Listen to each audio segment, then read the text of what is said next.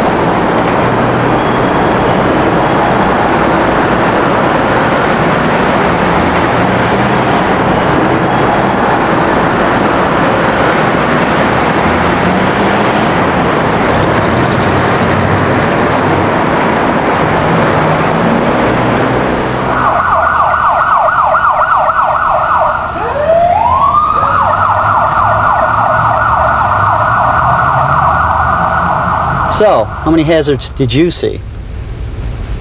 I bet you identified a lot of hazards, but did you see all of them? Let's take a second look. So, what was this guy doing? Hard to tell without signaling. Parking, I guess. Oh, remember to make sure that people behind you aren't following too closely when you have to stop. Did you catch this one? The right turn signal was covered with plastic. Might not be working.